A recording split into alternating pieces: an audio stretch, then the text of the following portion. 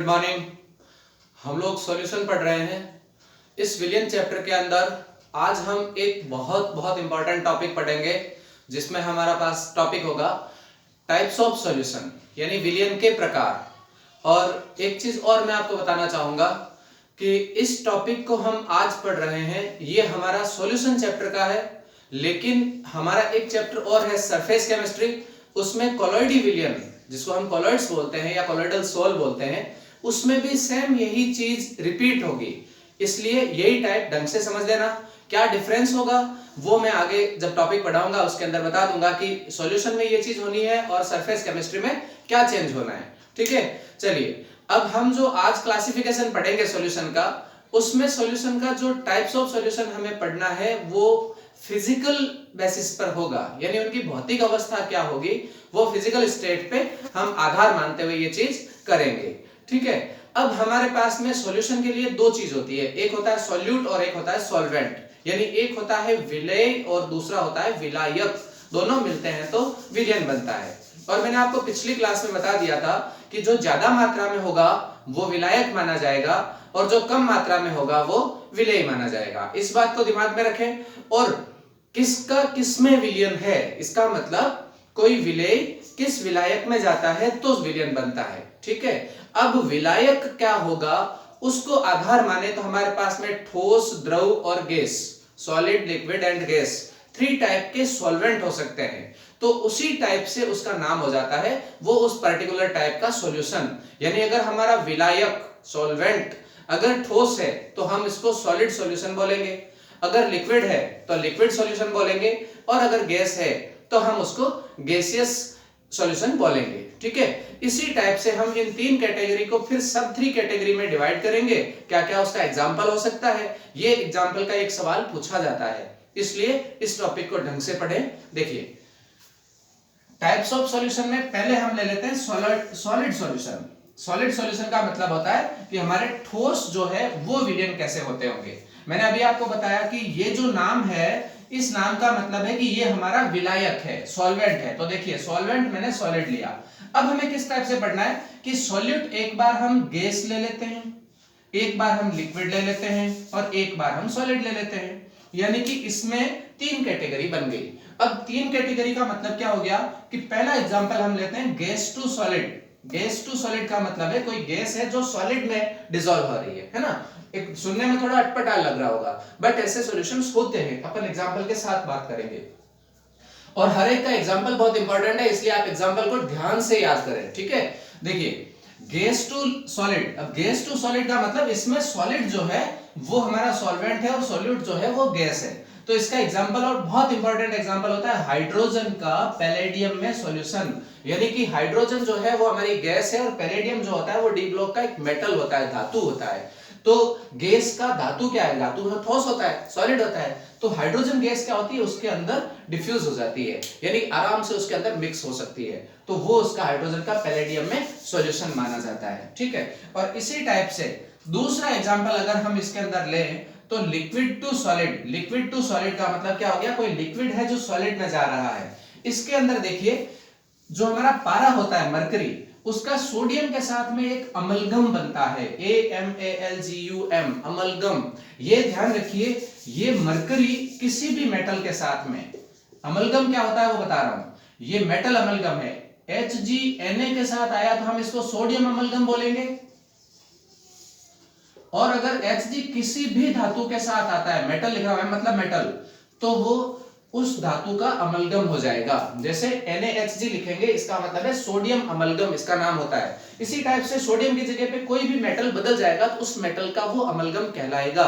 यानी कि जो पारा होता है वो लिक्विड होता है, उसके अंदर सोडियम या उस टाइप के कोई मेटल डिप करके रहता है, उसको कवर करके रहता है, उसमें मिल करके रहता है, उसे हम लिक्विड टू सॉलिड सॉल्यूशन का एक पार्ट मानते हैं। बट इंपॉर्टेंट चीज है कि ये अमलगम है, ये हमारे आगे भी काम आएगा। जब हम NaOH बनाएंगे तब इस टाइप की कंपाउंड्स की हमें जरूरत पड़ेगी। एनोड कैथोड पे हम लोगों को सोडियम हवा या पानी के संपर्क में आते ही ब्लास्ट हो जाता है, उसे बचाने के लिए हमें इसको अमलगम के साथ में काम में लेना पड़ेगा। आगे पढ़ेंगे हम, इसलिए ध्यान रखिए ये भी अपने आप में एक इंपॉर्टेंट टॉपिक है। अच्छा एक चीज और ध्यान रखिए, किताबों में मेटल अमलगम तो मिलता है लेकिन एक सिर्फ अमलगम की अगर अपन बात करें, कहीं पर भी धातु का कोई नाम नहीं हो और अमलगम लिखा हुआ हो, तो हमें क्या ध्यान रखना है कि उसके अंदर H2SO4 और HCl का 3/1 के अंदर मिक्सर होता है। ठीक है, ये अमलगम होता है। एक होता है एक्वारेजिया। एक्वारेजिया के अंदर क्या होता है कि HCl के साथ में HNO3 आ जाता है, वो भी अपन आगे की क्लास में पढ़ेंगे, पर ये अमलगम मिलता जुलता नाम था इसलिए मैंने इसको यही बता दिया है। ठीक है, नेक्स्ट अपन देखते हैं सॉलिड टू सॉलिड। देखिए सॉलिड जो आपका विलेय है वो भी सॉलिड है और विलायक है वो भी सॉलिड है। और सॉलिड टू सॉलिड का एग्जांपल कॉपर और गोल्ड।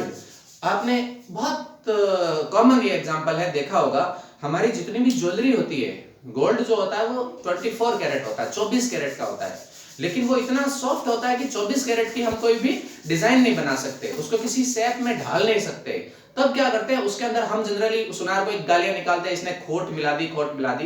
दरअसल उसमें कॉपर मिलाया जाता है 2 कैरेट, वो जरूरी होता है। कॉपर मिलाने से क्या होता है, उसमें हार्डनेस आ जाती है, थोड़ी कठोरता आ जाती है, जिससे हमारा गोल्ड है वो ज्वेलरी में किसी भी शेप में ढल सकता है। ठीक है, तो इस टाइप से हमें ये ध्यान रखना है कि जो कॉपर और गोल्ड का जो सॉल्व बनता है वो हमारे लिए सॉलिड सॉलिड का एक सॉल्यूशन का टाइप हो जाता है। ठीक है, अब देखते हैं अगला, ये तीनों हो गई। देखो सॉलिड हमने सॉल्वेंट लिया, gas to solid, liquid to solid and solid to solid. इसी टाइप से अब की बार हम लोग सॉल्वेंट कौन सा ले लेते हैं, लिक्विड। अब लिक्विड सॉल्यूशन होंगे, अब लिक्विड में भी वापस वही 3 type, gas to liquid, liquid to liquid and solid to liquid. With example बात करते हैं। देखो पहला एग्जांपल है गैस टू लिक्विड। इसका सबसे बढ़िया एग्जांपल तो होता है कि ऑक्सीजन इन H2O, यानी वाटर के अंदर जो हमारी ऑक्सीजन घुली हुई होती है वो, या आप सोडा वाटर देखो, कोल्ड ड्रिंक्स देखो, उनके अंदर CO2 गैस घुली हुई होती है, और जैसे आप कोल्ड ड्रिंक्स की बोतल को खोलते हो तो उसमें से एकदम से गैस निकलती है, बुलबुले निकलते हैं। वो तेज बुदबुदाहट के साथ कौन सी गैस होती है, H2, वो CO2 कार्बन डाइऑक्साइड होती है। और सोडा वाटर के अंदर आपने देखा बोतल खोलते हुए गैस निकलती है, वो भी हमारी CO2 गैस होती है। तो कार्बन डाइऑक्साइड भी इसमें घुली हुई होती है। तो कार्बन डाइऑक्साइड हो चाहे ऑक्सीजन हो या कभी कभार क्लोरीन भी उसमें घोलनी पड़ती है, तो क्लोरीन का भी अगर वाटर के अंदर कोई सॉल्यूशन है तो उसको हम गैस टू लिक्विड सॉल्यूशन बोलेंगे। ठीक है, दूसरा एग्जांपल हम लेते हैं liquid to liquid. Liquid to liquid भी एक कॉमन एग्जांपल है। जैसे यहां मैंने लिया है इथेनॉल का वाटर में सॉल्यूशन। इथेनॉल आप लोगों ने देखा होगा, कुछ लोग जो ड्रिंक करते हैं, शराब पीते हैं, वो नीट शराब नहीं लेकर के उसके अंदर पानी मिलाते हैं, यानी कि सॉल्वेंट पानी ज्यादा होता है, शराब कम लेते हैं। हालांकि मेरा पर्सनल एक्सपीरियंस तो ऐसा नहीं है, लेकिन ऐसा सुना देखा है कि शराब थोड़ी होती है, पानी ज्यादा लेते हैं, यानी कि दोनों की जो फेज है वो लिक्विड लिक्विड है।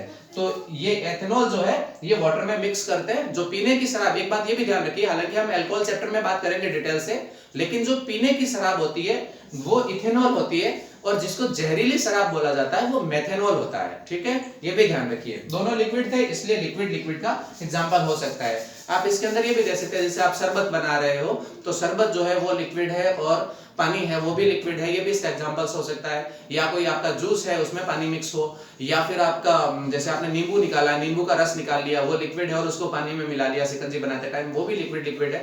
वो तब तक है जब तक आप उसमें शक्कर नहीं मिलाते, है ना। शक्कर मिलाते वो क्या हो गया, सॉलिड टू लिक्विड हो जाएगा। नेक्स्ट यही है, देखो solid to liquid. Solid to liquid का मतलब क्या हो गया कि अगर अपन शुगर इन वाटर, आपका NaCl इन वाटर, नमक में घोल दो, पानी के अंदर शक्कर घोल दो, ये सब किसके एग्जांपल हो जाएंगे, सॉलिड टू लिक्विड के। और तीसरा पार्ट आता है हमारा गैसियस सॉल्यूशन। गैसियस सॉल्यूशन में क्या हो जाएगा, हमारा जो सॉल्वेंट है वो देखो गैस हो गया, है ना। तो इसमें भी वापस वही type, solid to gas, liquid to gas and gas to gas.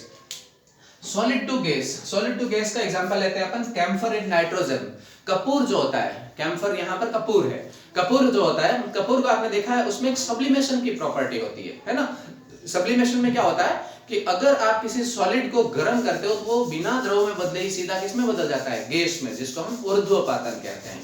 तो कपूर जो है वो सॉलिड से सीधा किसमें घुलता है, गैस में। नेचुरल एनवायरनमेंट के अंदर अगर वो आता है नाइट्रोजन के अंदर आ जाता है, इसलिए ये एक एग्जांपल हो जाता है सॉलिड टू गैस। और एग्जांपल ले लेंगे हम कैम्फर इन नाइट्रोजन।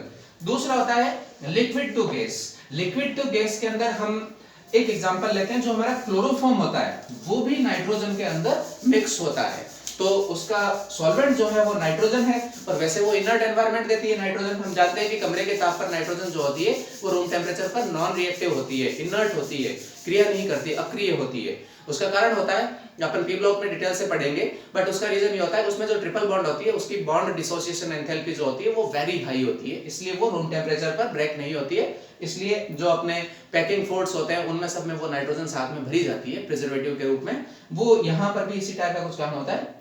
तो जो आपका क्लोरोफॉर्म है वो भी नाइट्रोजन के अंदर अगर सॉल्यूशन बनाता है तो क्लोरोफॉर्म लिक्विड होता है और नाइट्रोजन गैस है तो वो लिक्विड इन गैस का एक एग्जांपल होता है। और लास्ट जो होता है वो होता है गैस टू गैस सॉल्यूशन। अब देखो इसमें जैसे अपन एनवायरनमेंट की बात कर ले, एनवायरनमेंट के अंदर हमारी नाइट्रोजन सबसे ज्यादा है और सेकंड नंबर पे ऑक्सीजन है, तो ऐसा तो नहीं है कि नाइट्रोजन की लेयर कोई बिल्कुल ऊपर हो गई और ऑक्सीजन की लेयर नीचे हो गई, दोनों अलग अलग हो गई, ऐसा तो नहीं है। नाइट्रोजन और ऑक्सीजन आपस में मिक्स हो रखी होती है। तो ये जो मिक्सिंग है ये एक्चुअल में जो गैसों का मिक्सिंग है वो गैस टू गैस का एक सॉल्यूशन होता है। जैसे आप ऑक्सीजन और CO2 है, हम सांस ले भी रहे हैं छोड़ भी रहे हैं, दोनों ही एनवायरनमेंट में एक ही जगह से आ रही है, इसका मतलब वो मिक्स हो रखी है। तो वो CO2 और ऑक्सीजन का मिक्सर है, वो भी तो क्या है, वो भी आपका गैस टू गैस सॉल्यूशन है। ठीक है, अब ध्यान रखिए मैंने आपसे कहा था कि कोलॉइड जो होता है, अपन सरफेस केमिस्ट्री में एक इंपॉर्टेंट टॉपिक पढ़ेंगे कोलॉइड। तो कोलॉइड जो होता है वो और सॉल्यूशन जो होते हैं वो इनमें क्या फर्क है, ये देखिए। ये आपके सॉल्यूशंस जो है फिजिकल स्टेट पे अगर मैं इनकी मार्किंग कर दूं तो ये 1 2 3 4 5 6 7 8 एंड 9, ये 9 टाइप के टोटल हो गए है ना, एक एक के 3 हो गए। तो 3 हमारी फिजिकल स्टेट थी, एक में 3 बार हो रहा था तो 3 के टोटल मिला के 9 हो गए। तो ये सॉल्यूशंस जो होते हैं ये आपके फिजिकल स्टेट के अकॉर्डिंग कितने टाइप के हो जाएंगे, 9 टाइप के। लेकिन जो कोलॉइड होते हैं वो 8 ही होते हैं, ये ध्यान रखिए, बहुत इंपॉर्टेंट। मैंने इसीलिए इस सीक्वेंस को नीचे रखा है। देखो हमने सब के अंदर गैस लिक्विड सॉलिड लिखा है, गैस लिक्विड सॉलिड लिखा है, लेकिन मैंने यहाँ पर सॉलिड लिक्विड और गैस रखा है। इसका रीजन ये है कि जो गैस टू गैस का सॉल्यूशन है ये गैस का गैस में विलयन तो होता है, सॉल्यूशन तो होता है, बट कोलॉइड नहीं होता है। क्योंकि कोलॉइड की एक शर्त होती है कि वो गुरुत्वाकर्षण की दिशा में आना चाहिए लेकिन रुकना नहीं चाहिए, यानी गुरुत्वाकर्षण के विपरीत भी उसके अंदर मूवमेंट होते रहना चाहिए। मतलब नीचे आने की गुण तो हो लेकिन नीचे पेंदे में बैठने पर कोएगुलेशन हो जाता है, वो फिर कोलॉइड नहीं रहता है। ये ज्यादा डिटेल अपन सरफेस केमिस्ट्री में बात करेंगे, लेकिन अभी आपको विलयन वाले टॉपिक में उसका लिंक ध्यान रखिए। देखिए आज की क्लास में मैंने खूब सारे टॉपिक में आपको कहा इसके बारे में अपन आगे बात करेंगे, उस टॉपिक के बारे में बताया। ये सब क्या है, ये सब है हमारी केमिस्ट्री की इंटरलिंकिंग। एक टॉपिक एक से अधिक जगहों से जुड़ा हुआ होता है, उनको अगर अपन ने ढंग से पढ़ लिया तो हमारे सारे बेसिक्स क्लियर हो जाएंगे। सिलेबस पूरा होने के बाद में हम देखेंगे कि हमारा सिलेबस जो है वो 50 to 60% बचता है, ज्यादा है नहीं, बट हम लोग उसको कॉम्प्लिकेशन से अलग अलग पढ़ेंगे तब तो वो ज्यादा रहेगा। और हमने अगर उसको लिंक दे करके इकट्ठा कर लिया कि भाई ये चीज हमारे सॉल्यूशन में भी सेम, अब मैंने आपसे कहा ना कि हमारे सॉल्यूशन 9 टाइप का है, उसमें से 8 टाइप तो कोलॉइड ही है, तो ये कि ये 8 तो वापस हमारे कोलॉइड में भी रिपीट होंगे, बस एक ही तो चीज यहाँ पे नहीं हुई जो कोलॉइड में नहीं होगी यहाँ पर है। तो इस टाइप से इंटरलिंक दे करके पढ़ेंगे तो हमारा सिलेबस भी छोटा हो जाएगा और चीजें आसानी से कंपाइल भी हो जाएगी, समझ में भी आ जाएगी। ठीक है, आपसे वापस वही एक रिक्वेस्ट है कि आप इस चैनल को ज्यादा से ज्यादा सब्सक्राइब करें, वीडियो को शेयर करें, लाइक करें। Thank you.